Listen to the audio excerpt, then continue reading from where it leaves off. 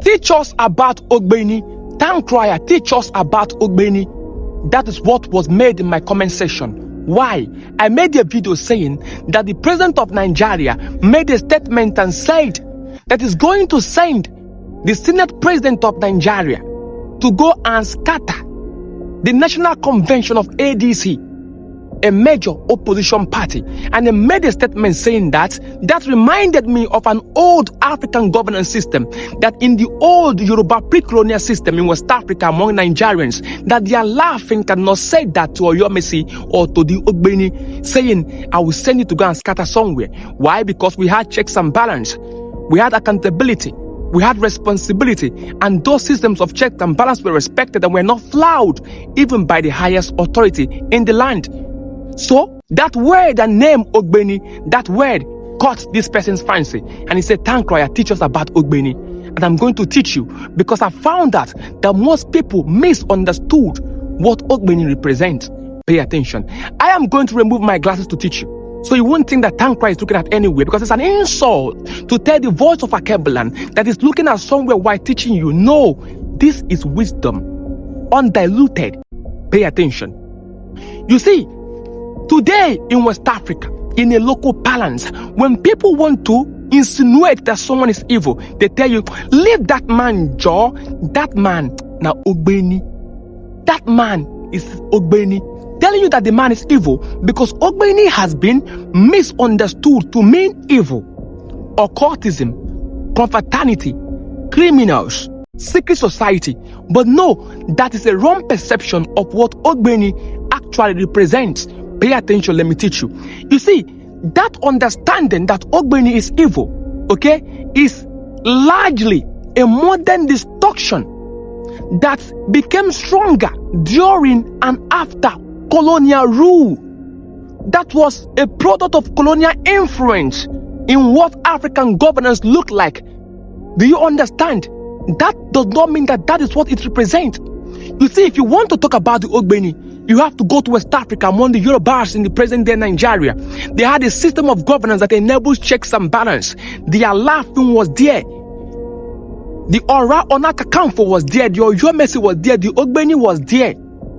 Do you understand? They had their different roles and responsibility. The Alaafin was the king. That was specifically in the Oyo systems of governance. Do you understand? But you need to understand, the Alaafin represented what you have today as the executive. The Oyo Mesi represented what you have today as the House of Representative. The Ogboni represented what you have today as what? As judiciary. Forget what judiciary is doing today. In the old African system, what judiciary represented today was morality, a guardian of truth. They could not go against it. Not what has been bastardized today. In the Oyo, the Alaafin was there. The Oyo Mesi was there. The Aare Ona Kakanfo was there. But you know, governance will not only be limited to what? To politics and military. Because the Alaafin and the Oyo Mesi represented politics. The Aare Ona Kakanfo, which happens to be the head of the warrior, represented military. But governance cannot only be limited to politics and military. So there has to be a system of fairness, a system of justice, a system of equality, a system of equity. And that is where Ogboni comes in. The Ogboni had their function. They were the custodian of morality and law, political authority. They provided spiritual governance to the people. They function as political authority. That is to say, they settle serious disputes, not anyhow disputes. Ogboni settle serious disputes that have to do with land, inheritance, that have to do with crimes, and most cases, their decision stands. Yes, their decision stands. They also serve as a political check, because you need to understand something very important, that in the Yoruba pre-colonial days, the king can be forced to commit suicide when he violates his law, when he violates the law, when he misuses and abuses power. But there are instances where he can be unlawfully forced to open the pilot egg, which means for him to commit suicide. So the Ogboni serves as a political check to make sure that the Oyo Mesi do not unlawfully force their Alaafin to commit suicide. They also serve and have moral authority, meaning that they make sure that Alaafin do not abuse his power. They serve there to guide leadership. Do you understand? They also serve as a link. They link governance with what? With ancestral authority. And they also serve as the administrators of oath and secrecy in the land. They were made up of respected elders and spiritual elders. It was not open. Their decisions were not made in the open because justice had to be blindfolded. So you can't be in the society without knowing the members of Ogboni. That didn't make it a secret society. No. Their decisions were openly administered. But the process of making these choices were not openly made. And it is not only peculiar to the Yorubas. When you come down among the Ibibios, the Igbos, the Ijegams in that part of Nigeria, you find out that the knowledge of Nsibidi was not open to everyone. It was only members of the Egbe masquerade society, the Okonkwo's. They were the people who were allowed to have the knowledge of Nsibidi. I told you I'm going to make Nsibidi open to you. A lot of attacks have been coming. I've been preparing it for the past few months now. And after appeasement, I will make it known to you. Because one of the reasons why we almost lost our knowledge in Africa was because most of our knowledge were made secret, reserved to only selected few. So the Yorubas in Ogboni were not in isolation. And that system of governance that they had that enabled checks and balance was not only peculiar to them. No. The Sokoto Caliphate had it. I am tempted to say the Fulani, the Hausa Fulani, but I won't say that. Let every man find his own identity and his own square root in his identity. So I would say the Sokoto Caliphate. They had their own system. The Maji, the Galadima, the Madawaki, the Saiken Rowa, the Dogari, the Saiken Power. That was the system on structure before colonial rule.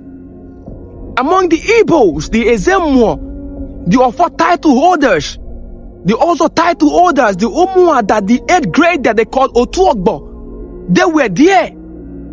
If you come to Ghana, we had Asante, which happens to rule alongside the Queen Mother, Asante, who could give advice to the king and also influence the king, because leadership in Africa was not in isolation. No, there were checks and balance before colonialism arrived. And so was the Ogboni. But what was peculiar about the Ogboni, you need to understand, in as much as the king was powerful, people respected Ogboni sometimes more than the Alaafin. Why? Because Alaafin enforced authority using force, but Ogboni enforced his own authority using belief, tradition, custom, and wisdom. And because people always fear the unknown, there is tendency for people to respect the Ogboni more than they will respect the authority from their Alaafin. Let me give you a practical example. In my community right here in Ochandala, there was a time a local government representative were coming to our place, and people wanted to embrace him because he was loved.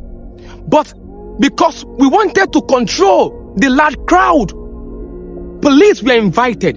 But despite the presence of police officers and military officers, the crowd was still forcing themselves on the local government representative. So when Nessie was coming, we knew that police and military cannot stop people from embracing him. We wanted to control that crowd. So when they brought the case to us, what do we say? We say, look at the community. They know what the police represents. They know what the army represents. But they also know what tradition represents. They respect tradition. So we are going to protect the local government representative using tradition. So what do? On the day of that occasion, we invited local traditional masquerades. When you see their presence, you don't come close. And we also use what was called a palm front, that means no trespassing. So instead of using modern ribbon, we use the local palm front, that means no trespassing, and masquerade were placed at each end. Now, this was not military, this was not police, this was traditional belief. So because people fear what they do not know, they won't come close, because they are scared of what the ancestors would do. They were scared of the wrath of the gods. So people were scared of the Ogboni, because going against their decision, we provoke the ancestors. But when you go against their Alaafin, you know what will happen to you. The military comes through the Aare Ona Kakanfo. But when you go against the Ogboni, people that you don't even know, you are incurring the wrath of the ancestors. So in most cases, they were respected. And why?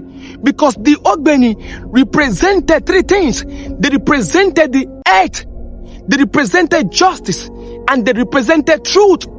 Because they represented cosmic justice, Ile, which happens to be the earth, the people respected them. But what happened to the structures of governance in Africa, including the Ogboni? What happened to them today? What happened to them is this: with the coming of colonization, these African governance were weakened. Why? Because they were misrepresented. Because they were misrepresented, they were misunderstood. But you have to understand that these were not unintentional, they were intentional, because they were deliberately rebranded to mean evil, to mean fear and mystery in the eyes of the young Africans, so we can condemn our own identity and our own heritage. And this narrative was being pushed through our media industries. So when you see Ogboni, when you see Dibia, when you see Oba, when you see Ezemo, what do you say? You don't embrace it. You say Lakozenina, Misete, you say Tofia Aqua. They should not come close. Why? Because the narrative has been what? Damaged. Do you understand? So what previously represented truth and justice, that represented guidance of equality and equity, was now bastardized and reduced to mean evil. But because you are a student of town crier, today, when you see the Ogboni, when you see the Ezemo, don't be scared. They don't mean fear or mystery. It is your heritage. It is something that represented systems of governance, something that represented equity and justice, a guidance of truth and fairness. They are the original copy of the photocopy you have today in your country as bastardized judiciary, the correct bribe, that are corrupt. In the ancient days, when you want to be sworn into power, you are given an oath from the Ogboni, and you are scared of the gods. And because you are scared of what the ancestors will do, you will not want to embezzle money. But today it has been bastardized, because people now have no fear for what they claim to believe, Akebulan. So when you see these systems that are yours, don't run away. Don't say Tofia Kwa. No, know that it is yours. Yes, it was rebranded, it was misrepresented, it was misunderstood, it was misinterpreted, it was demonized to connotate and denotate evil. But the voice of Akebulan has come to make you know that you can have a different belief and perception, yet know what heritage is. Akebulan, I love you, because you must understand that this is part of the key part of Akebulan civilization. Before democracy docked our shores, because the Ogboni, just like every other governance system in Africa, reminds us of one thing. What is it? The civilization and leadership in Africa is not about one man controlling power. It was about a system of balance, fairness, accountability, responsibility, and wisdom. Embrace yours, Akebulan, for wisdom brought in. The